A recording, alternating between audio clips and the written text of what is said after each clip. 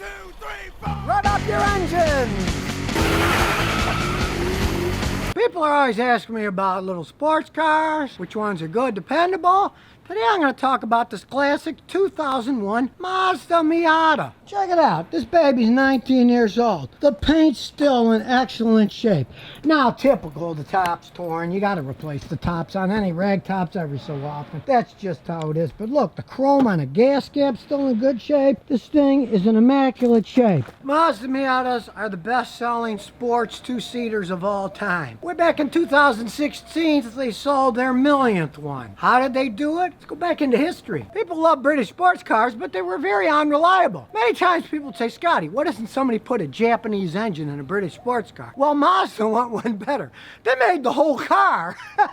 All made in Japan. Check this one out. What does it say? Made in Japan. No, they didn't do it by being super fast. These aren't serious race cars, although people do race them. They have racing circuits with Miatas where they all have the same engines and everything, so it's more skill of the driver than the car itself. They sold them because they're dependable fun. They're not that expensive either. When new, this thing was about $21,000, had 142 horsepower. It's a decent amount of horsepower for a little light car like this, if you go classic and have a standard transmission. You don't really want one of these automatic. They're dogs. The early ones, the automatic transmissions had a tendency of breaking when I got older. The standards, pretty dependable. You get a lot more zip, and really, they're a lot more fun to drive around with the standard. Check under the hood. Well, the stick's gone with this, so I'm gonna have to get my own stick. No big deal, I got sticks all over the place. Easy to work on, double overhead cam engine. This is metal. This isn't cheap plastic crap. Pretty well set up. Now, he did modify it because the old plastic radiator was cracking, so he put one of these Mishimoto's solid aluminum radiators. Smart move. Since they sold over 1 million of these things, there is an insane aftermarket for this. If you really want to go faster, there's a bolt-on supercharger kit. Now, it's not cheap, cost you over a couple grand, but you want to put some extra power in it, that's bolt-on power. Realize a supercharger can bump this from 140 to 270 horsepower. A lot of difference. Now, if you're serious about that, then you're going to have to do the engine internals on an old engine like this. It could get super expensive, too. But it can be done, and there's many parts available for doing it if you want to go that far. But if you want to have fun as it stands now, it's fun with 142 horsepower because it's a classic rear-wheel drive Sportster. Engine's in the front.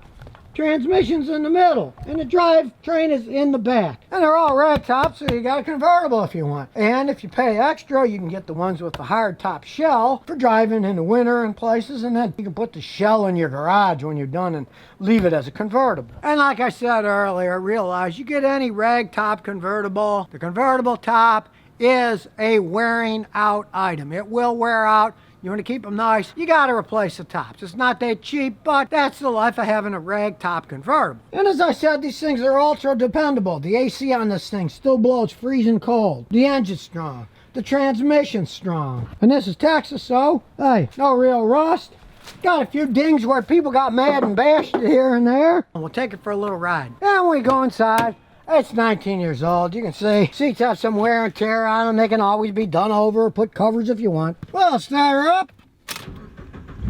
Typical Japanese car starts right up. Fancy stereo system, you might as well. I mean, like I say, there's a big aftermarket for these things. This thing's got some mileage on it, 178,000 miles. And the check engine light's on, which I'm going to fix later. But as you see when it takes off, it's still got some zip to it.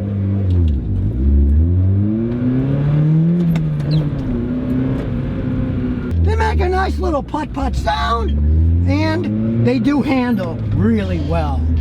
These things are made for cornering. They take nice tight corners. Now, of course, it's a short wheelbase sports car. It doesn't ride all that great. No small sports car has that great of a ride. They're made for handling. They're not made for long distance trips, unless you like bouncing around a lot.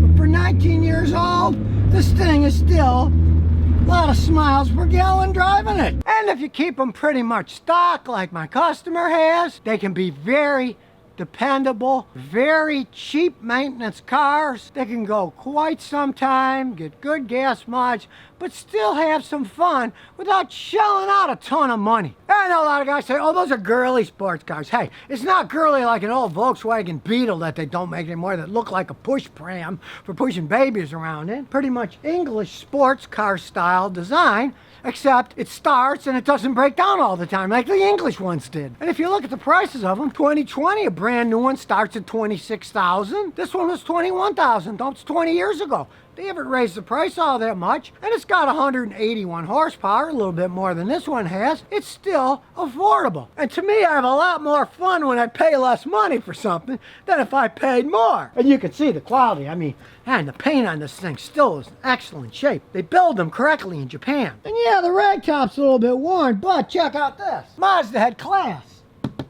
Glass window in the back. I hate those rag tops with those cheap plastic ones that crack and look like junk. You want a glass window. It's gonna hold up so much longer, look so much better. And sure, it's an economy sports car, but you know, it's got some class, and it's got your big tach, speedometer, oil pressure gauge. It's a nice car for what it is. It's fun to drive. Like I say, it's a two-seater. Nobody can fit in the back of this baby, but that's what it's made for. And none of this BS electronics with the convertible top. You just unsnap the thing. Look at that. Don't worry about all the electronic crap breaking. I had a customer with the Mercedes. His metal convertible top broke. It cost them thousands to fix that stupid thing. Look at this flip. We're talking nothing to get it off and put it back on. Look, I want to pull it back up. I reach back, pull it on, snap it in place. That's it. Why on earth would you need more technology than that for a little two-seater convertible top? Brilliant design, still works 19 years later with no money spent on $1,000-something for motors and electronic controls that most modern convertibles have. Now, I do have to say I'm more a motorcycle guy than a little sports car guy, but if I was a little sports car guy, I certainly would buy one of these things to toy around in.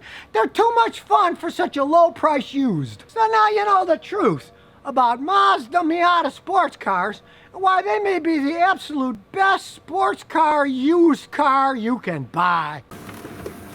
And here's some bonus questions and answers. Toxins247 says, hey Scotty, what do you think of a 2003 Wrangler 4-cylinder with 143 miles? Is it decently reliable for weekend beach trips? 4-cylinder, I'm assuming it's an automatic transmission. It's probably on the end of its lifespan. If you can find a mechanic like me to check it out, that was before Fiat took over Chrysler. They were making them a little bit better then. And if the mechanic says it's okay, and you're only going to use it on a weekend for beach trips, don't pay much for it. It's not worth much. Now with that 4-cylinder automatic, that's worth practically nothing. If you can get it cheap enough, and the mechanic says it's okay for now, and you're only going to put a few miles on it, you could try. But me, I wouldn't. But it's your money. You can do whatever you want with it, but definitely have a mechanic check it out before you even think about buying that thing. Could be the guy selling it because it's got an engine or tranny problem and it's on its way out and you don't want to buy one of those. Then you'd be throwing good money after bad fixing it if it was, you know, a $3,000 transmission or a $5,000 engine job. You wouldn't want to get involved in that on one of those. Loretta Young's gone says, got 2012 Nissan Sentra. Check engine lights on, has code P0101. All right, there's a part on the car called the mass airflow sensors. It measures how much air goes into the engine, so the computer knows how much gas to spray into the engine to match the airflow. If you're lucky, you take off the mass airflow sensor and you could clean it with mass airflow sensor. I've got a video, just type clean mass airflow sensor Scotty. You'll see exactly how it's done. Simple job, can be done with a can of MAF spray cleaner, costs you $7-8. It's easy to do. If that doesn't solve it, odds are, knowing Nissans, you'll need a new sensor, and you can get them at places like AutoZone and stuff relatively cheaply enough, and they just bolt on and bolt off. On that vehicle, there's no reprogramming. You don't need to pay a mechanic like me to reprogram it when you plug it. Just plug in and you drive the thing. Try cleaning it first, though. You might save a lot of money doing that rather than buying another one. Charlie's trying hard, says, I got a 05 Mazda 6 V6. I need a radiator, and it's all buried deep in the front end. Is it going to be a really hard job? Well, actually not. It's not like a more modern car where sometimes the radiator and air conditioner condenser's all one piece and you got to take the air conditioning system apart. It's a pretty simple car. The main thing is you take off the upper and lower radiator hoses, have a drain pan to catch the crap, and you take the plastic shroud and the electric cooling fans off and get them out of the way. And once you get them out of the way, it's pretty simple. There's a couple bolts holding the radiator, it swings and comes out. You got to take, if it's an automatic transmission, you got to take the cooling lines off. They just unbolt and they come off too.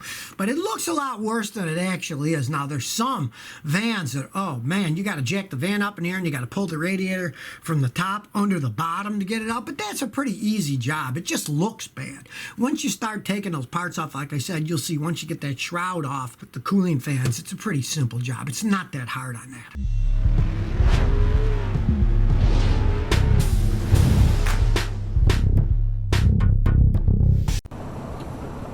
So if you never want to miss another one of my new car repair videos, remember to ring that bell.